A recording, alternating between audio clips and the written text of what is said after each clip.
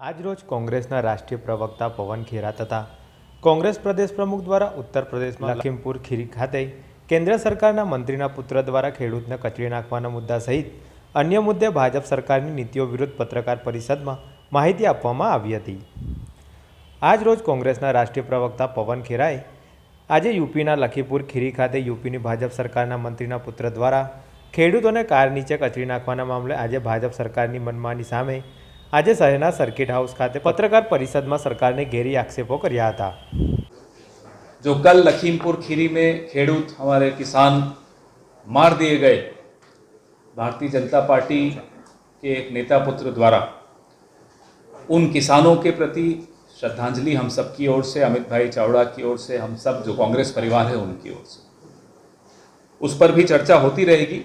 लेकिन अभी जो जिस मुद्दे पर मैं यहाँ आया हूँ वो हम सब के रोजगार से जुड़ा हुआ, इस देश के करोड़ों छोटे व्यापारियों से जुड़ा हुआ, जो इस देश की अर्थव्यवस्था की रीढ़ की हड्डी माने जाते हैं, उन लोगों से जुड़ा हुआ मुद्दा है और बहुत गंभीर मुद्दा है।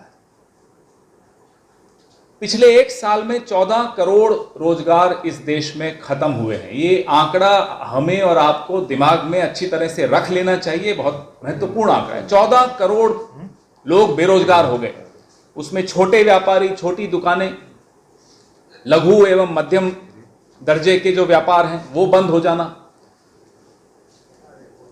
और अभी पिछले दिनों एक सनसनीखेज खुलासा हुआ, अमेज़न कंपनी के अंदर एक कर्मचारी ने, वरिष्ठ कर्मचारी ने ये आरोप लगाया, जिसको अंग्रेजी में विसल ब्लोअर कहते हैं, कि अमेज़न कंपनी ने हिंदुस्तान में 8,546 करोड़ रुपए की रिश्वत दी बड़े लोगों को। तो जब मैं आपको 14 करोड़ का आंकड़ा देता हूं बेरोजगारों का, जो नए बेरोजगार हुए हैं पिछले एक साल में, छोटे व्यापारियों की बात करता हूं, लघु एवं मध्यम दर्जे के उद्योगों की बात करता हूं, उसका अमेज़न से सीधा सीधा रिश्ता है।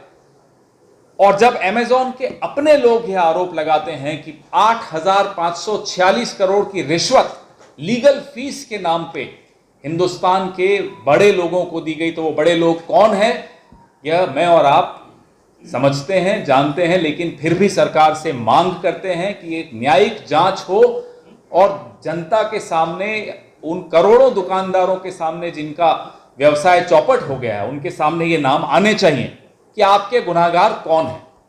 अमेज़न तो विदेशी कंपनी है, वो कुछ बच्चों की आदत होती है कि बोलते रहते हैं हमारे दादा परदादा ने, पिता ने कुछ नहीं किया हमारे लिए। आज की सरकार ऐसे ही बच्चों वाली सरकार, भाई कुछ नहीं किया, कुछ नहीं किया तो फिर 70 साल में जो किया वो बेच भी रहे हैं, अपने दोस्तों को भी सौंप रहे हैं।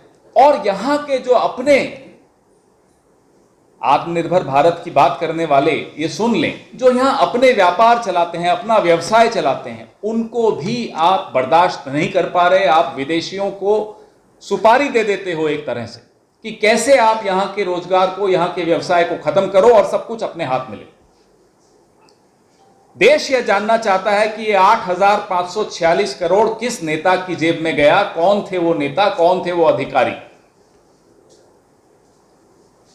ये जो न खाऊंगा न खाने दूंगा का नारा देकर सत्ता में आए, पिछले 7 साल से सब कुछ हो रहा है, ज्यादा हो रहा है। मनमोहन सिंह जी के वक्त अर्थव्यवस्था पटरी पर थी, दौड़ रही थी। यह आए, नोटबंदी की, अर्थव्यवस्था की को पटरी से उतारा। फिर जीएसटी, जिस तरह से आप सब जानते हैं, वाकिफ हैं किस तरह से जीएसटी लागू की गई।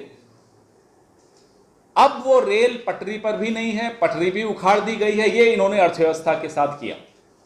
और फिर जब ऐसे आरोप अमेज़न कंपनी के भीतर से लगते हैं कि जो उन्होंने 45,000 करोड़ कमाया हिंदुस्तान में, उसका 20% रिश्वत में दे दिया। किसको दी वो रिश्वत, ये इस देश का व्यापारी जानना चाहता है, इस देश का किसान जानना चाहता है, इस देश का बेरोजगार नौजवान जानना चाहता है।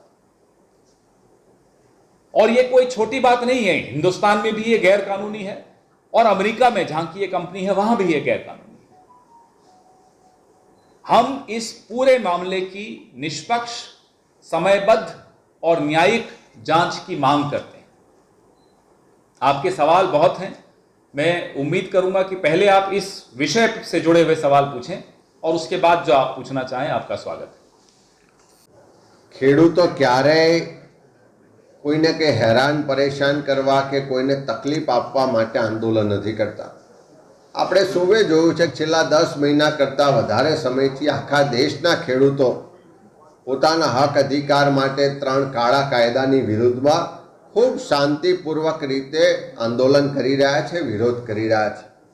ત્યાં સુધી ગુજરાતની વાત છે, જે રીતે ગુજરાતમાં નરેન્દ્રભાઈ મોદી, અમિત શાહ દ્વારા જે શાસન ચલાવવામાં આવ્યું, લોકોમાં એક ભય ને ડરનો માહોલ ઊભો કરવામાં આવ્યો, પોલીસ અને પ્રશાસનનો દુરુપયોગ કરીને દરેક પ્રકારના આંદોલનો, દરેક પ્રકારના વિરોધને કેવી રીતે દબાવો, એક વ્યવસ્થિત રીતનું આયોજનપૂર્વકનું શાસન કરવામાં આવ્યું. એના કારણે કેટલીક વાર ગુજરાતમાં લોકો ખુલીને વિરોધ કરતા ડરે પણ છે.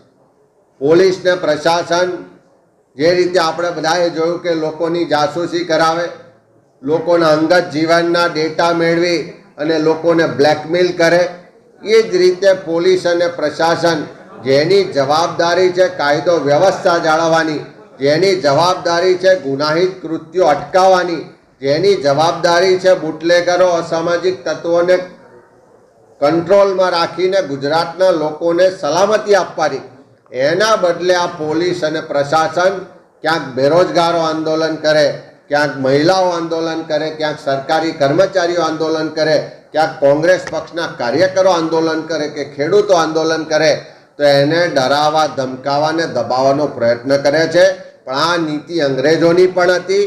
અંગ્રેજોએ પણ વર્ષો સુધી લોકોને ડરાવવાનો, ધમકાવવાનો, અત્યાચારનો પ્રયત્ન કર્યો, પણ એની સામે પણ લડ્યા હતા. અને આ નવા અંગ્રેજો સામે પણ લડાઈ લડી અને આ ગુજરાતના ખેડૂતો હોય કે આમ આદમીને એનો હક અધિકાર અપાવવા માટે કોંગ્રેસ કટિબદ્ધ છે. ગુજરાતની સરકાર ફક્ત મુઠ્ઠીભર લોકો માટે ને મુઠ્ઠીભર લોકો દ્વારા ચાલે છે. આ સરકારમાં અનેક સમાજો દ્વારા વખતો વખત એમના સમાજોના પ્રશ્નોને લઈને રજૂઆતો થઈ છે, એના માટેના આંદોલનો પણ થયા છે. સરકારે વખતો વખત એના માટે બાંહેધરીઓ પણ આપી છે.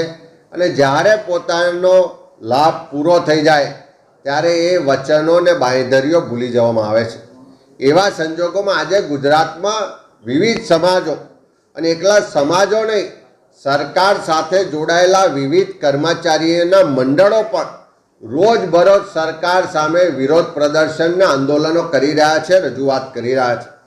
આ સરકારને નથી ગુજરાતના કોઈ સમાજની ચિંતા, આ સરકારને નથી ગુજરાતના કોઈ સંગઠનની ચિંતા. આ સરકારને ફક્ત ને ફક્ત જો ચિંતા હોય તો એના મુઠ્ઠીભર 2-5 આગેવાનોની અને મુઠ્ઠીભર 2-5 એમના ઉદ્યોગપતિ મિત્રોની. એવા સંજોગોમાં પાટીદાર સમાજ હોય, ઠાકોર સમાજ હોય, આદિવાસી સમાજ હોય, દલિત સમાજ હોય કે લઘુમતી સમાજ હોય, આ બધા સમાજો છે, એમની અલગ અલગ માગણીઓ છે, એમના અલગ અલગ પેન્ડિંગ પ્રશ્નો છે, એને લઈને વારંવાર સરકારમાં રજૂઆત કરે છે. અને હું ચોક્કસ માનું છું કે આ સરકાર આ સમાજોની, આ વિવિધ સંગઠનોની માગણીઓ કે એમની લાગણીઓને નહીં સમજે તો આવનારા સમયમાં ફરી ગુજરાતમાં એક નવનિર્માણની શરૂઆત થશે.